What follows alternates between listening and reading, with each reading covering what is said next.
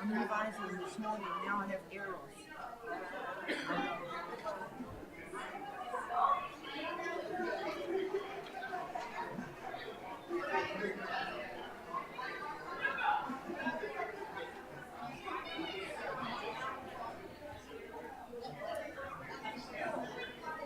What time is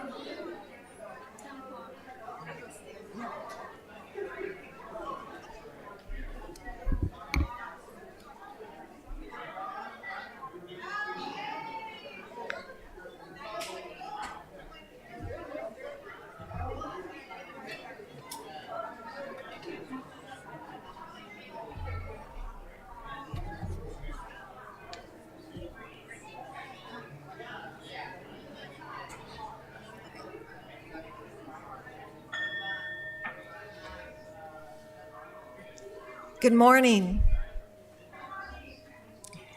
I'm Barbara Thompson, and I serve this congregation as a pastoral care associate and a member of Leadership Development Committee. And today I'm serving as worship associate. Welcome to our special place. We welcome you, especially those joining us for the first time. We live stream our services on YouTube, and our recordings are then saved in our UUCQC YouTube channel. If you don't want to appear in our recordings, you may sit under the owl's nest in front of the bookshelves.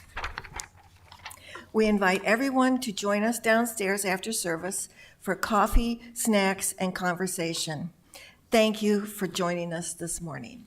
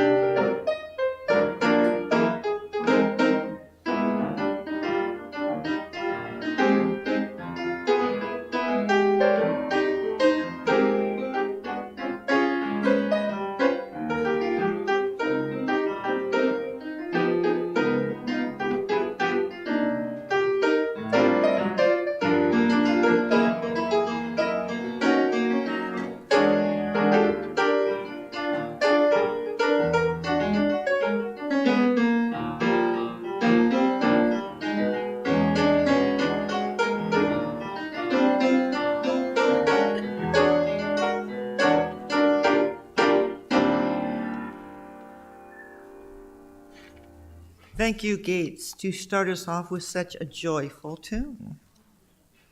I'm Alice Martin. I am here to lead us today in our service. This month's theme from Soul Matters is joy. I looked up the definition of joy, and I saw that often happiness is used in the definition of joy. According to Oxford Dictionary, joy is a feeling of great happiness. I wondered if that is really all that joy is. There has to be a depth of feeling greater than just being happy.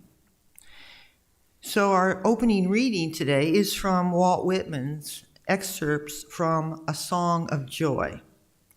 I think he would agree, as he writes, there is far more to joy than being happy. Walt Whitman writes, "Oh, to take the most jubilant song, full of music, full of manhood, of womanhood and infancy, full of common employments, full of grain and trees. Oh, for the voices of animals. Oh, for the sweetness and balance of fishes. Oh, for the dropping of rainbows into a song, for the sunshine and motion of waves in song. Oh, the joy of my spirit is uncaged. It darts like lightning. Oh, the gleesome saunter over hills and fields, the leaves and flowers of the commonest weeds, the moist, fresh stillness of the woods, the exquisite smell of the earth at daybreak. Oh, to realize space, the plentifulness of all of it, that there are no bounds, to emerge and to be of the sky, of the sun and of the moon, and flying clouds as being one with them. Oh, to sail the sea in a ship, to leave you, oh, you solid, motionless land, and entering a ship to sail and to sail and to sail. Oh, to have life henceforth be a poem of new joys, to dance, to clap hands, to exalt, to shout, to skip, to leap, to roll on, to float on, to be a sailor of the world beyond all ports, a ship itself, a swift and swelling ship, full of rich words and full of joys." That is joy, says Walt Whitman. As we proceed through our service today, may we experience the joy of our lives and of being together.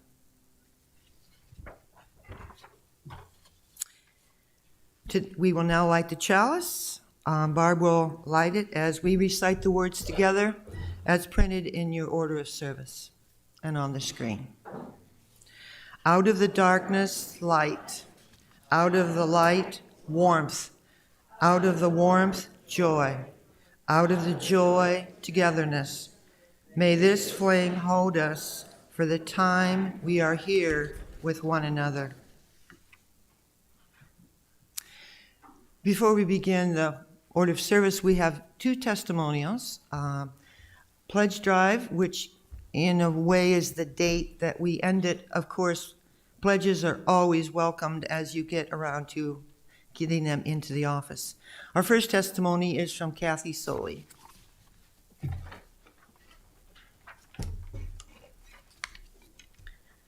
Have you ever felt that deep despair before dawn, when you feel broken and your heart seems unwilling to beat?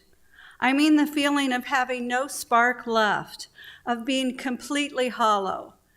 That's how I felt after my husband died 2.5 years ago. For years after we moved here, I was his sole caretaker. I watched him endure 3 hip replacements, broken arms and legs, and countless trips in and out of rehab, even weekly visits to the wound clinic. He was my everything, and in a moment, he was gone. At my daughter's urging, I came here, and at first I could barely sit through a service. I just wanted to return home to that empty void and just sit there by myself, waiting to die. But slowly, something within me began to stir. You made that happen. You, with your kind words, small gifts, invitations to socialize or attend a special function, you made the difference. And now I feel like my spark has returned. Now I want to be that light for others who may find themselves in darkness. In our crazy world, let's keep the doors open and the lights on. Be as generous as you can. It may seem like the greater world is spinning out of control. A storm is sweeping across our country where our fundamental rights are attacked, our freedom besieged, and human kindness left behind by so many. But here within these walls, we have shelter from that storm. It's time for us to pull together to survive the onslaughts from the powers that be. And this is why I support this church in any way that I can. Be as generous as you can.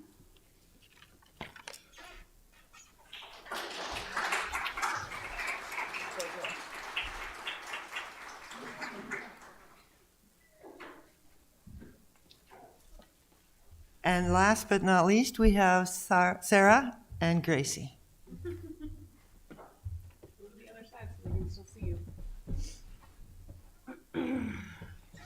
Well, you may or may not know I work downstairs in the nursery. I've been here for 8 years, and I actually showed up here super pregnant. I'd never changed a diaper before, and I saw the ad on Craigslist, and I was like, oh, that's probably where I need to be.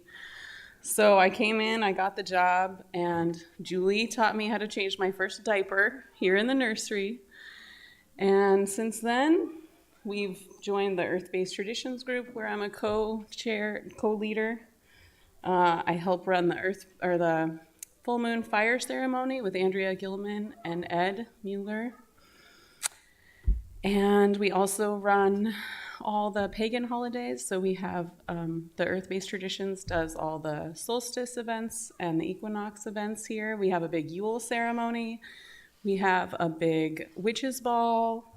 So we really have found a nice community here, and we do game nights on Friday nights, and we're currently looking for someone else to work in the nursery. So if anyone else wants to come learn how to change diapers, it's a thing. We're also having a kids' clothing swap on the 13th here from 12:30 to 2:30, and I put flyers all over the congregation with the kids on Friday. So we're doing lots of good things. We got a big community here. Come join us, and we're so happy for people that already are joining us. Thank you so much. And Gracie has a few words. Can you yell? Or you want me to hold you up here? What? What are you gonna say? Here's the mic. What brings you back to the church, Gracie? Well, I like that we are all here and here together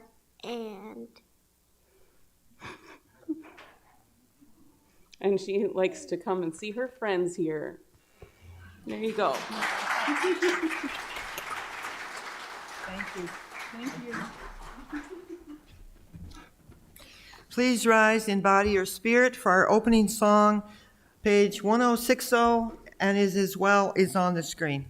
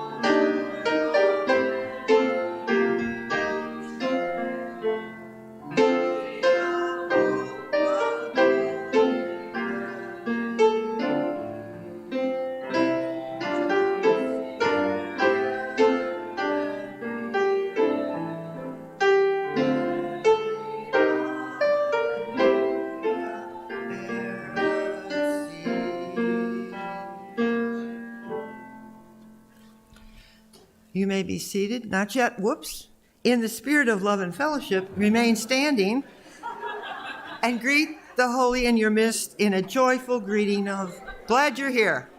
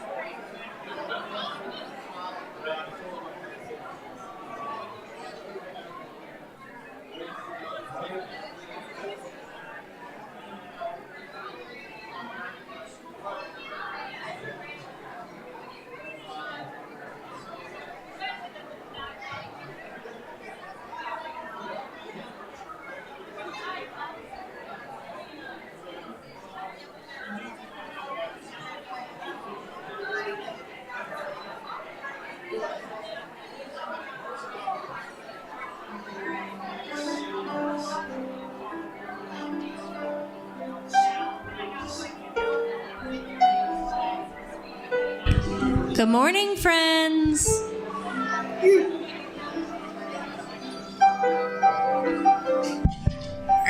Testing.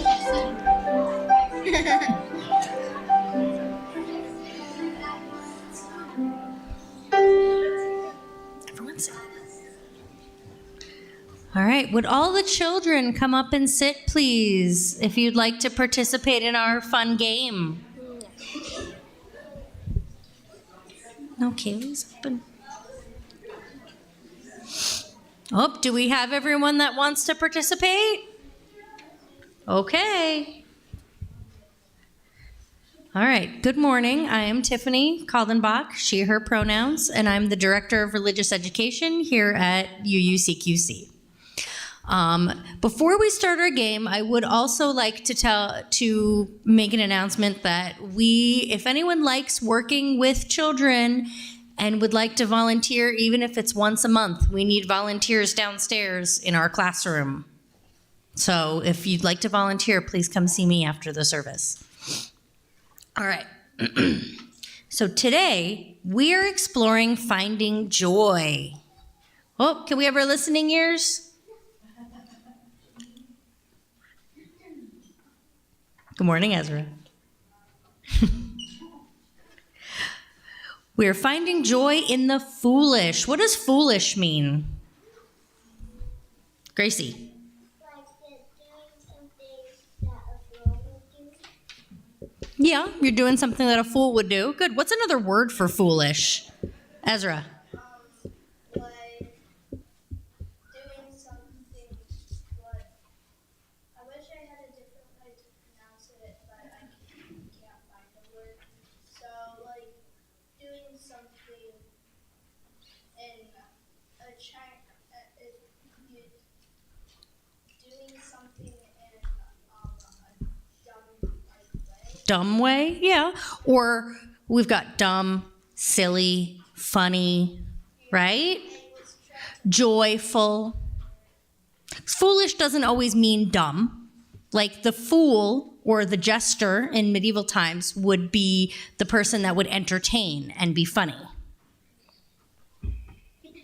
Speaking of fools, I have two of them that I love very much. So today's activity involves everyone, if you are willing and able, to stand up. So all my friends stand up. This exercise involves bending over to touch your toes. I am not going to do it because I have vertigo, so my children are going to do it for me. Okay, so for our body practice today, we are going to do a laughing exercise. Did you know that some people say pretending to cry and bending over at the same time triggers spontaneous laughter? So does anybody want to try it? So shall we try it? So we bend over and look at our toes and pretend to cry, and then stand back up and see what happens.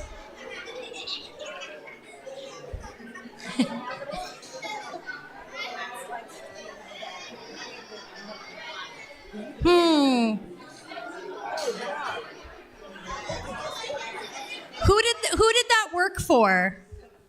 Raise your hand if that worked for you. Okay, like I said, I have vertigo. I can't do it. So I will get dizzy and I might fall over. So yeah, all right, well, that was our fun exercise in finding joy today. So now we're going to go downstairs with the kids.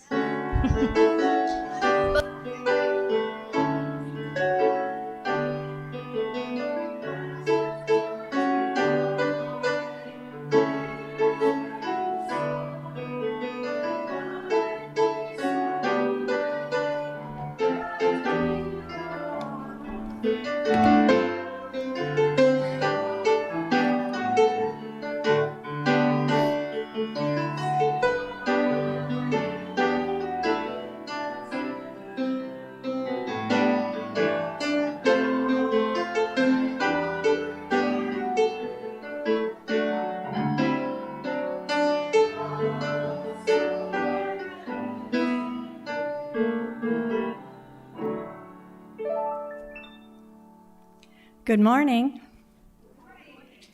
I am Susan Perry, a member of the Pastoral Care Associates ministry team. As we gather together, we pause to reflect on what lies within our hearts. In this time of sharing, we take a moment to recognize our personal joys and concerns and to read from the book of Joys and Concerns, those personal life events you have chosen to share with us. Are there any concerns online? And joys? Thank you. We have many joys in the book today. Alice Traylor states, "What a serendipitous joy to have run into former UU's Neil and Lucy Sawyer. They were visiting at the Rock Island Farmers Market. They now live in Viroqua, Wisconsin. They asked me to say hello to you all." Stephen Pickrell states, "I am grateful for all that came, quote, forced to come, unquote, to the Harvest the Power workshops. I appreciate all the help and snacks. Great job to the Leadership Development Committee." Miriam Andrews Ullman states she is overjoyed to announce her engagement to James Hunter.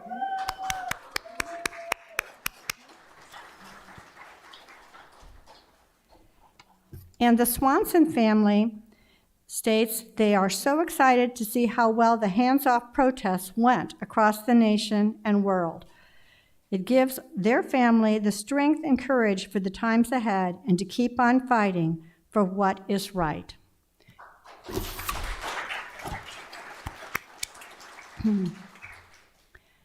For what has been shared and for what remains in the quiet sanctuary of our hearts, we are grateful. Let us become aware of the energy that brings us together in beloved community. As we share a time of silent meditation, may we open our minds and hearts to a place of quiet, to a silent prayer for the healing of pain and the comfort of love. You are invited to come forward and light a candle during the musical meditation that follows.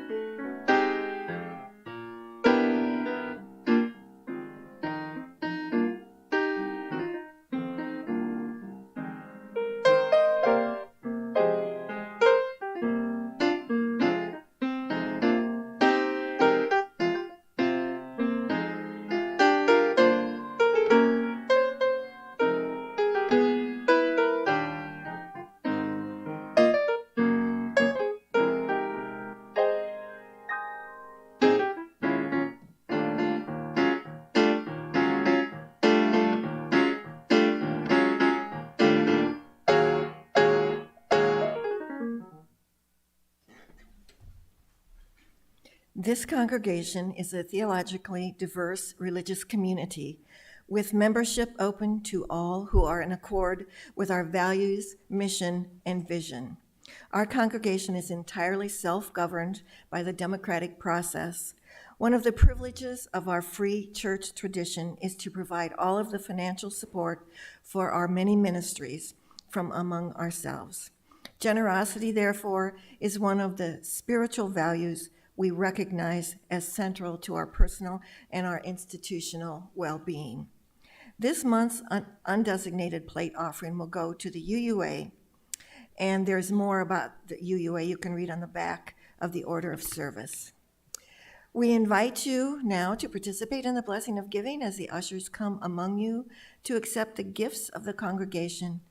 Please be as generous as you are able.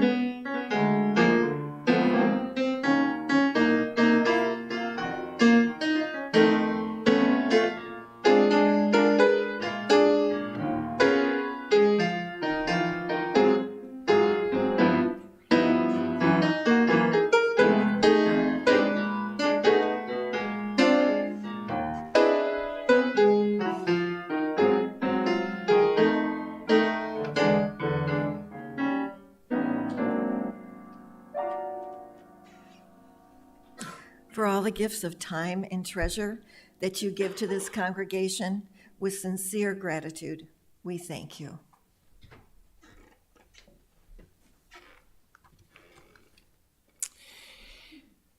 So, what is joy?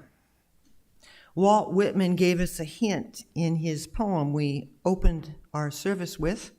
He used words like jubilant, gleesome, limitless, dancing, exalting, shouting, leaping, rolling, floating, flying.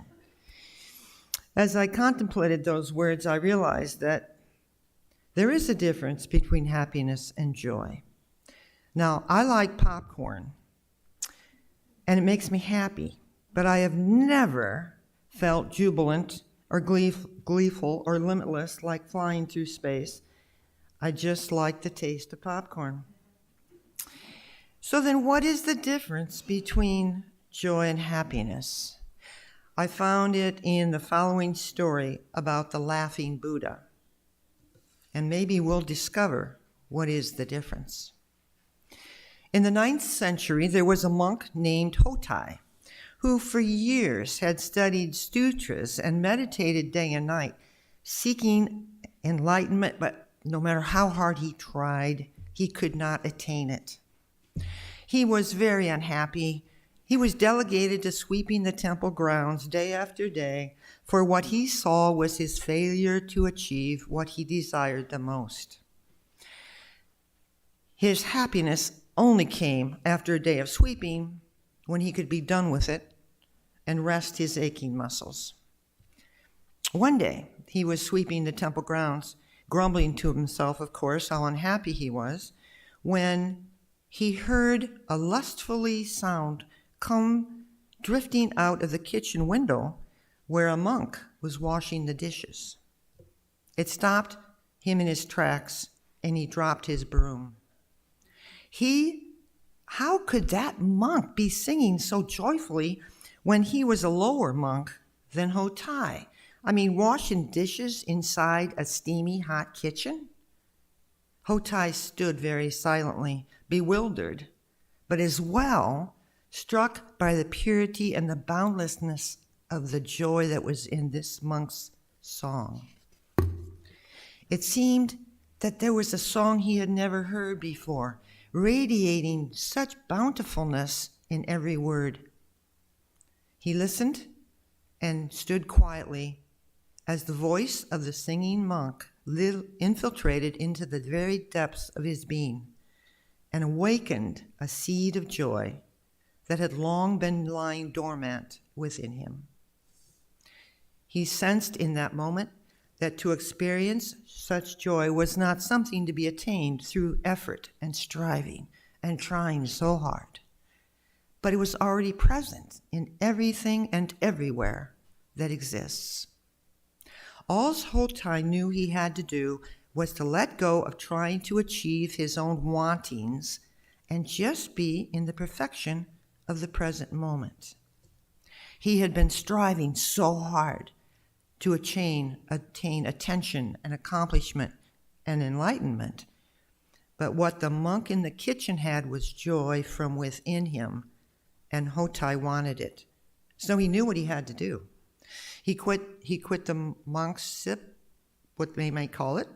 He left the temple. He began to wander the countryside, a sack slung over his shoulder, his large belly filled with laughter echoing through the village. Everyone that he visited.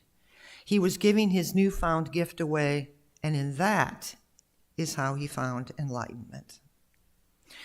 Months later, one evening, Hotai was sitting beneath a tree and watching the sunset, and a young monk approached him. "Master Hotai, I seek the path to enlightenment, and I have heard that you possess great joy. How do you do it?" Hotai chuckled, as he always did, and gestured for the monk to sit beside him. "Wisdom and joy, you say? Well, my friend, you won't find it by chasing it. Sit here with me and watch the sunset.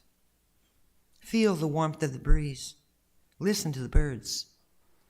That is where joy lies, in the very simple moments of life." The young monk, puzzled, sat down beside Hotai and tried to stay silent. But he did begin to notice the sun dipping below the horizon, and a sense of peace washed over him. He began to understand what Hotai had been trying to teach, that joy is not distant goal somewhere that we must achieve, but rather something that could be found in the present moment within us. The young monk looked at Hotai, nodded in understanding, and their laughter fills the world still. Notice this story makes a distinction between happiness and joy. Hotai was dependent on finding happiness outside of himself. Oh, I'll be happy when I'm done sweeping for the day. I'll be happy when I get out of this dull job and make enlightenment. I'll be happy when I'm revered as all the other monks are.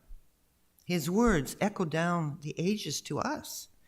When I meet the right person, when I earn enough money, when I get the award, when I win the lottery, when I get a new car, then I will be happy. Hotai found that joy is different. It is not contingent on anything outside of ourselves in order to us exist or to find contentment. True joy is a deep, lasting state of well-being that arises as we open our hearts to receive life as it is, amidst all the joys and the sorrows and the sadnesses, acceptance of life as it is. Joy arises when we discover who we are and our purpose of life to be. The work of life is to develop these gifts, and the meaning of life is to give these gifts away. So we might ask, so where is all this inside of us, It seems pretty solid to me. But someone once said, joy is not a solid, it's a liquid. How does that work? How do we find that joy? How can we sustain it in today's environment? Well, Again, I turned to Buddhist wisdom, and when Buddha was asked, "How come you're so radiant?" he simply said, "I'm awake." I learned the meaning of this myself from a wise woman who awakened me to my journey of joy. I, like Hotai, had lived not thinking that I had worth or that I valued or was valued, and I laid all these disappointments and woes upon her feet. And then she said to me, "Instead of manipulating life to make it be to your liking, why don't you try a holy pause? You will find that life is waiting for you to awaken to all the riches that are already yours. Just take a holy pause." And then I was silent. And then like, a holy pause? Holy pause. Oh, a holy pause. My mind immediately went to the story of Moses in the Old Testament. Remember, he was tending his sheep and he saw a bush burning off in the distance, but the fire wasn't consuming the bush. So curious, he walked over to the bush and he found that the bush contained the fire, but the bush wasn't burning. A voice called out, God, that said, "Moses, Moses, do not come any closer. Take off your sandals, for the place where you are standing is holy ground." Holy ground, holy ground. I get it. All that is within us is that voice that calls us to further ourselves to find our joy, to craft a life of joy not dependent upon external measures. And I know that many of us, as I myself have done, called the culture today. Be the best. Don't show your tears. Push people away who are in your way. Fight for what you want. Have the last say. And all of those things, when you have a sense of that, you might feel happy. Well, I won that battle. Or I have the distant voice of my parents oftentimes doing my behavior. Sit up straight. Quit sucking up the spaghetti noodles. You're supposed to use a fork. Don't date anyone with a tattoo. Always wear clean underwear in case you end up in the ER. That was a mantra. I never stopped to see beyond my limited vision, to see with my third eye. So call it what you may. Holy ground, awakening, holy pause, being present, being in the now. That is where the joy is. Taking a holy pause is stopping the cluttering in our brain, stopping the endless list of what we need to do. It's putting down the rush to get the next thing done and the next thing, and to just stop. In a holy pause, we stop our doing and we begin to hear from our being, to sail through life with joy as our fuel. It is to look up and out and see what this third eye sees and know that life is perfect as it is. It is stopping and being present to the world as it is and knowing you are part of that grand scheme in the cosmos that has existed for billions of years. Allow yourself these moments of wakefulness, of a holy pause, and you will watch a sunrise and feel the deep sense of contentment of being in the moment and truly greeted with, "Hello, I love you." Let the warmth of the sun caress your inner self as a spotlight of heaven shines upon you with joy. Allow the different colors of the season assure you that, oh, there is sorrow in change, so is there new life. Stand and let the breeze gently wrap itself around you in gentleness that embraces with joy who you are and what you give to the world. Experience standing in a light rain that washes you with its tears, but promises you joy with a rainbow. Shudder with a ripple of love sent to you from across the room by a loved one as they mouth, "I love you." These are the moments we find in holy pause. Moments that open up this slumbering joy that has fallen asleep while we chase happiness outside of ourselves. These are moments that awaken and enliven our joy, that gives us our song, that through our lives we are called to keep singing. These are moments that steer our ship of life from a rocky coast to the jubilant and limitless spaces of the ocean, and navigating us with the eyes of joy. That is joy. I'd like to share some of these moments we may find all around us when we take our holy pause by the use of a slideshow I made 5 years ago for no reason except to experience joy. We are now going to see the slideshow, and if some of you on the far side might just want to meander to the back to better able to be seen, you're more than welcome. There was, I had recorded as well teeny music from the internet.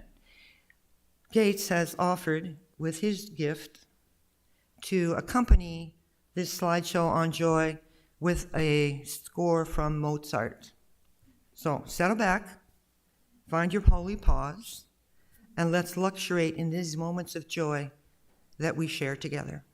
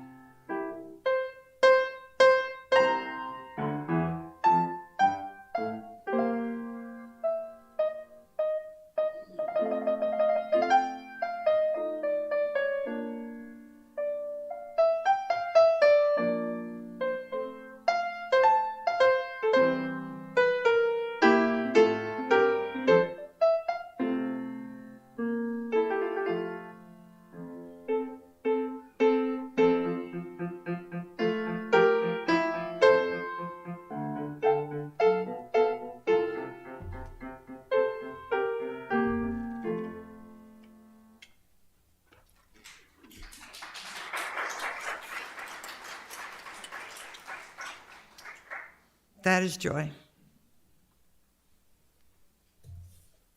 You'd also be joyful if I found the next thing. And here it is. Please rise in body or spirit for our closing song, 1074, Turn the World Around. Words on our screen as well.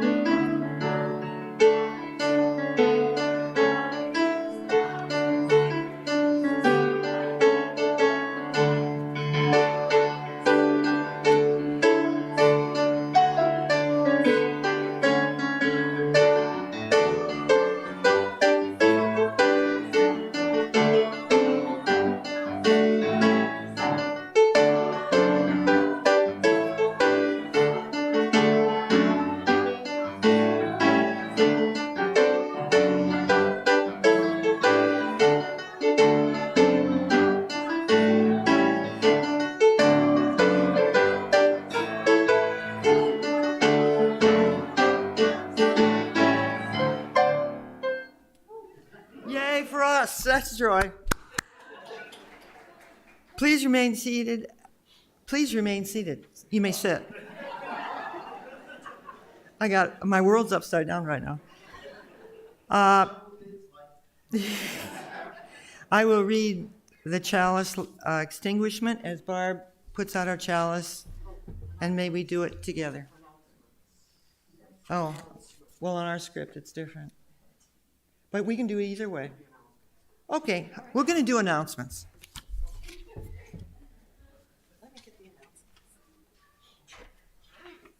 Okay. An adult forum will be held next Sunday, April 13th at 9 a.m. in the lounge. Plastic everywhere. Is there clean water to drink? It's Earth Month.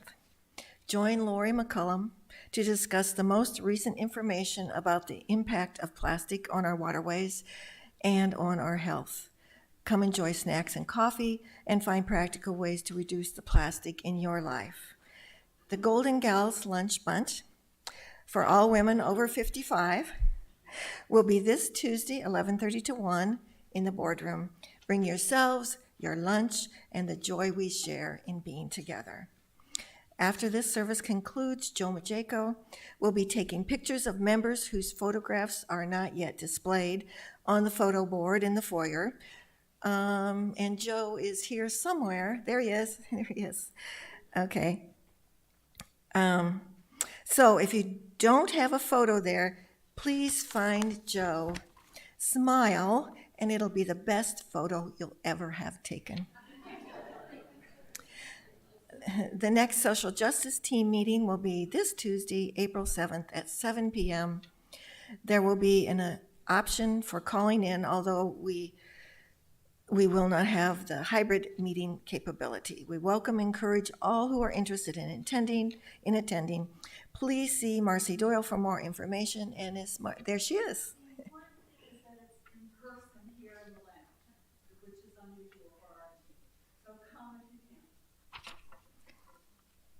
Okay, and we also want to mention that Reverend Sabrina's mother is in poor health, and Reverend Sabrina will be gone for the next 2 weeks. She is spending time with her family in Italy. If you have an announcement for a Sunday service, please send it to the office at uucqc.org by 12 o'clock noon on Thursday before the service. And finally, let me draw your attention to the additional announcements printed on the back of your order of service.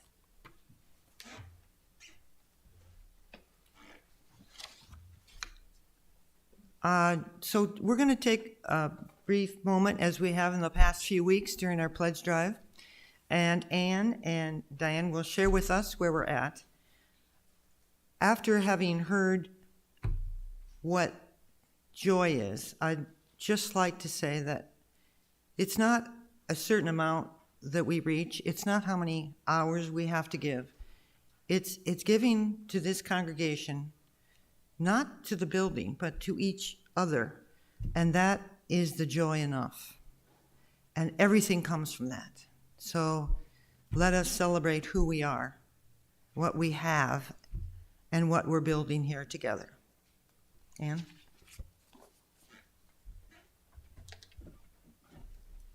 Good morning.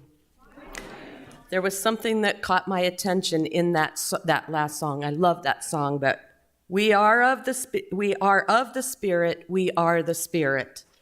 I want to believe in this last kind of push for the pledge drive that we are the Spirit that can keep this place going. So I'm here to report to you. I have added the 8 pieces for this week.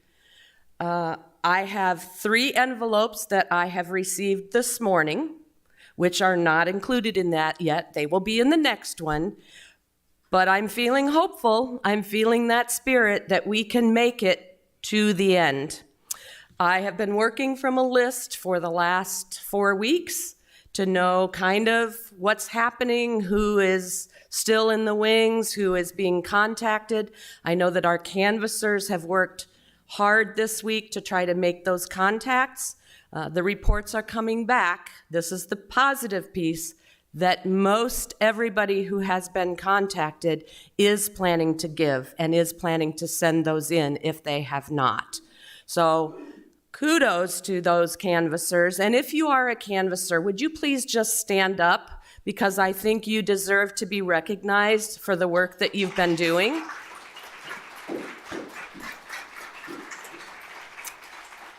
We couldn't do this without everybody who's been giving of their time, talent, and treasure. So I want to just say thank you to you. If you have not done your affirmation form, please, please, please, and you're here today, take a few minutes to do that. There are some out in the entryway, or I can get it for you. I would very much appreciate it. It'll save one more contact to you. So, for this week, we can announce from last week it was 119,307. This week it is 139,107.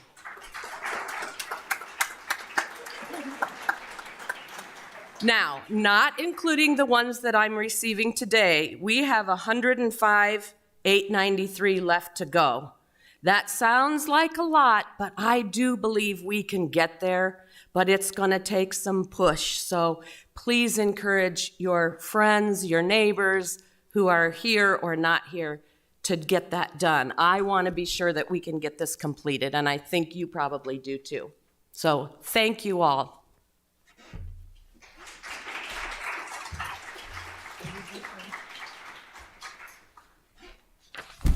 Okay, we're going to do this again. Please join in the reading of our words on the screen as Barb puts out our candle. Out of the darkness, light. Out of the light, warmth. Out of the warmth, joy. Out of the joy, togetherness. We extinguish this flame, but not the light of truth, the warmth of community, or the fire of commitment. These we carry in our hearts until we are together again. Now, in New Beginnings, I will end this time with these words. May you experience the grace of moments that fill you with love and joy, that whispers through your stilled heart, thank you for being you. May you know yourself to be a reflection of all the beauty and the goodness there is in life, that rejoices in all that you are. May you find in giving the gift of you away, your joy sparks a fire in those who have been given to, which doubles your joy. May your heart always be joyful. May your song always be sung. May your ship sail across the liquid spaces of the cosmos. Amen.